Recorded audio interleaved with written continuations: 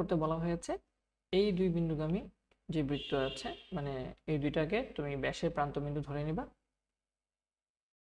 এবং প্রান্তবিন্দু ধরে প্রমাণ করবা যে বৃত্তের ইকুয়েশন হচ্ছে এটা। সো যেটা করা যেতে পারে, খুবই সিম্পল একটা আইডিয়া, যে ভাই এটা হচ্ছে সেই বৃত্তটা এবং সেই বৃত্তের মধ্যে আমরা একটা ব্যাস কল্পনা করতে পারি। এটা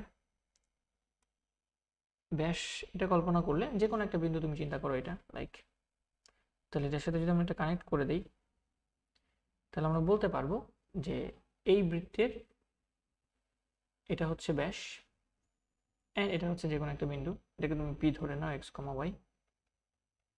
প্রান্ত বিন্দু দেওয়া আছে, একটাকে ধরো এ যেটা হচ্ছে -2,3, আরেকটাকে ধরো বি যেটা হচ্ছে 3,-4। আমরা ছোটবেলায় একটা উপপাদ্য পড়ে আসছিলাম, তোমরা জানো যে এটা তো ব্যাস, ব্যাসের সাথে যে কোনো একটা প্রান্তকে কানেক্ট করলে এটা যেই কোণটা হয় এটা আসলে সমকোণী ত্রিভুজ, এটাকে আসলে বলা হয় অর্ধবৃত্ত কোণ। এবং আমরা জানি অর্ধবৃত্তস্থ কোণ এক সমকোণ। তার মানে আমরা জানি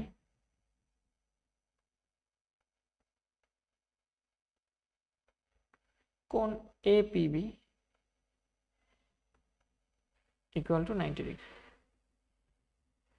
বা বলা যায় আমাদের এপি এটা হচ্ছে পিবি লম্ব, এপি লম্ব পিবি। এবং আমরা জানি দুইটা সরল রেখা যদি ঢাল জানা থাকে এবং তারা যদি পরস্পর লম্ব হয়, লাইক এপি সরলরেখার ঢাল হচ্ছে m1 আর পিবি সরলরেখার ঢাল যদি m2 হয়, আমরা জানি তারা পরস্পর লম্ব হলে m1 m2 ইকুয়াল টু -1 হয়। এটা আমরা জানি যদি লম্ব হয়, হ্যাঁ, যদি এপি এবং পিবি পরস্পর লম্ব হয়, এটা আমরা জানি। এখন m1 বের করবো, m2 বের করবো। m1 ঢাল বের করা তো খুবই সহজ, আমরা জানি ঢাল বের করার ফর্মুলা হচ্ছে, দুইটা বিন্দু জানা থাকলে ঢাল বের করার ফর্মুলা হচ্ছে কোটি দ্বয়ের অন্তর ডিভাইডেড বাই ভুজ দ্বয়ের অন্তর। সুতরাং এপি রেখার ঢাল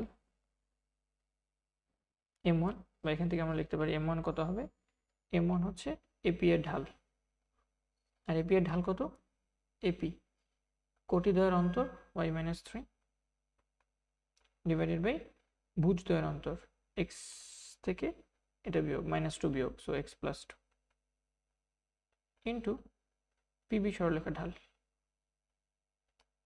পিবি সরলরেখার ঢাল ভুজ দ্বয়ের অন্তর মাইনাস কোটি দ্বয়ের অন্তর।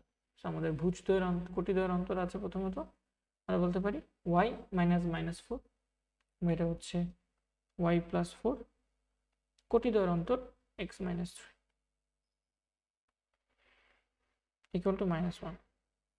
তাহলে আড়াআড়ি গুণ করার চেষ্টা করো, আমাদের এখানে কত আসে, উপরে আসে y - 3 y + 4 আর পাশে চলে আসে -x + 2 x - 3। তাহলে আমরা যদি এটাকে ডান পাশে নিয়ে আসি, এখানে একটা মিসিং মনে হয় আছে না, একটা টার্ম মিসিং আছে, হ্যাঁ, এখানে y - 3 আছে, y + 4 হবে, এখানে y + 4 টার্মটা মিসিং আছে। সুতরাং সবগুলোকে এক পাশে নিয়ে আসলে আমরা যেটা পাই